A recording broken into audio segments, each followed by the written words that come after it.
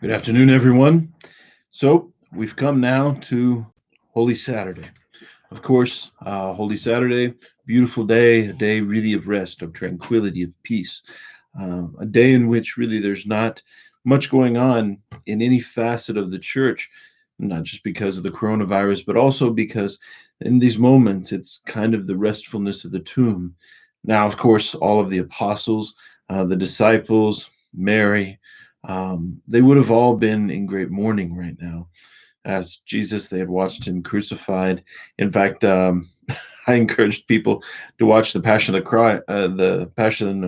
Christ last night, and so I did the same after our Good Friday, Lenten, um, our Good Friday service, and I sat there, and it's been a while since I watched it, and I had to say there was a lot of ugly cry.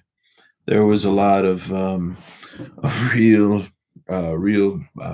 soul wrenching moments in that, and also there was something just incredibly beautiful. I noticed, at the end that I cried at the moment that the soldier pierced the side of Jesus. But I didn't cry in that moment just because they had pierced the side of Jesus. He was already dead, and then it wasn't any longer an affliction for him. But what I saw was this beautiful moment, this conversion in his eyes, um, a conversion which was for the rest of his life. Same thing happened with Simon of Cyrene. As he was first, there was this conversion that happened to him on the way. At first, he wanted to have nothing to do with it. He wanted nobody to be around. But there was this conversion moment, and that in that beauty, that striking beauty, is as well just as emotional, maybe even on a certain level, even more emotional in the hard moments, those moments to watch the scourging of Jesus, the crucifixion, the harshness, to look upon his face, even the look that Jesus gave to the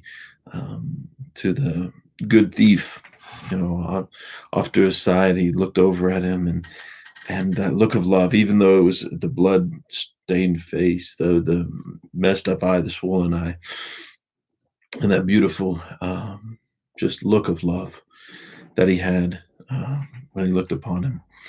So, but anyways, so we can carry with us this heaviness of heart today. We can have these kind of quiet moments today. And this movie or this video is a little bit late in its coming out. I was working on stuff this morning, getting ready for tonight. But I did want to put out a video, at least 4 hours ahead of time, roundabout, so that I could really give one suggestion, and that is that I really think that everyone should have a candle tonight in your prayer space. To just like last night, you would have the crucifix there to be able to venerate. I would encourage everyone to get a candle. I would hope you all have some around the house. I don't want to make anybody kind of go last minute ditch run to Walmart to buy them out of candles. But in your prayer space tonight, as you're watching this, especially with your family around, to have a candle, have a light in the darkness, to let this symbol be a symbol of the symbol here, the Easter candle, that Easter fire, that Easter light. And so, as Father John Paul tonight will beautifully intone the exultant, that very first part of the Mass for the Easter Vigil, we'll hear this beautiful language speaking about the light of the Easter candle, and that it can be very powerful. But I think it brings it more home when we have the candle right in front of us, when it's right there with us. And so I encourage you all, safely, to light a candle, and keep it in your prayer space this evening. That as you're going through this, now I will say that we are going through all of the readings, so get kind of comfortable. In fact, I was asked by Father Raoul earlier today when we had our run through. He said, "Should we read the long readings, the long version, or the short version?" And I said, on the one hand, we're reading all 9 readings, so I said, it can be kind of long. On the other hand, that tonight is the greatest solemnity, the greatest celebration in the church. And so I said, it's up to you. So we'll see how it goes. Um, so definitely, oh, this is really wonderful. Somebody chatted in and said that they're using the kids' baptismal candles tonight to be their Easter light. I think that is marvelous. After all, that is exactly what that light symbolizes for us, is the light of Christ that's come into our hearts.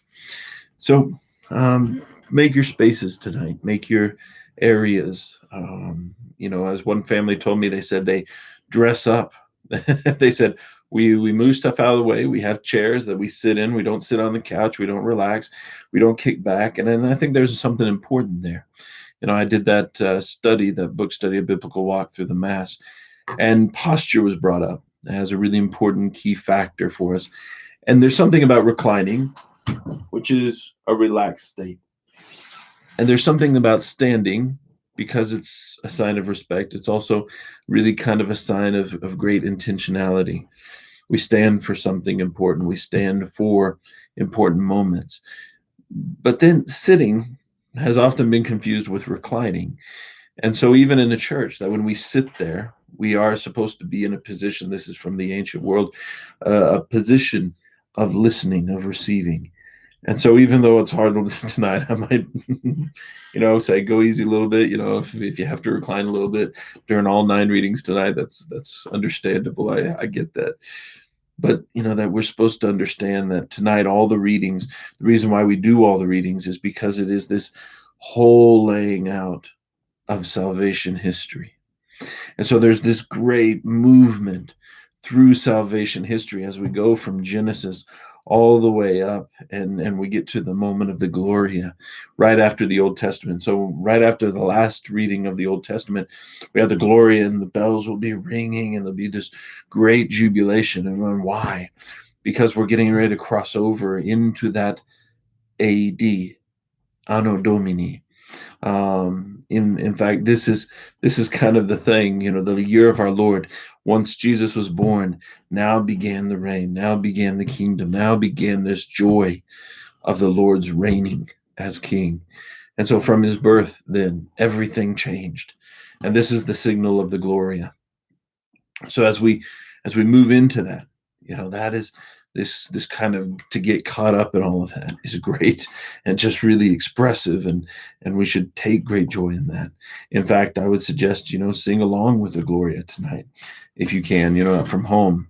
For those from our parish, it'll be the one that we're kind of used to. I would say the one that we've used the most over the last couple of years, so it should be familiar to us as well. You can find lots of different aids to help us make sure we get the words of the Gloria while we're singing it. But then, as we enter in, there'll be a very short homily. I'm giving homily, so I can certainly I can certify that it will be a short homily, and it's a short homily because there's so much more to be gleaned from all of this. And the homily, after all, is the least important part of Mass. And I'm not just saying that because I've heard some bad homilies, or maybe I've given some bad homilies, but I'm saying that because, everything else that happens in the Mass, that is the most important part.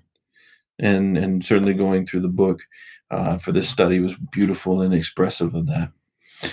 So then, of course, tonight we'll have our the Eucharist of the Easter season, of the first Easter seasons, the first of the Easter season. So in that, I encourage you all to make a spiritual communion. We'll have kind of a little flashcard that comes up in English and Spanish. And so to take that time and to really make a good spiritual communion for your Easter time.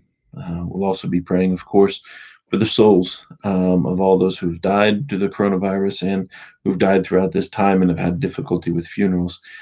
But we'll also pray for those who are working with those with the coronavirus and those who have it contracted right now, that they might be restored to full health quickly. And that an overall end may come to this, so that we can come around this beautiful altar and rejoice again in the house of the Lord.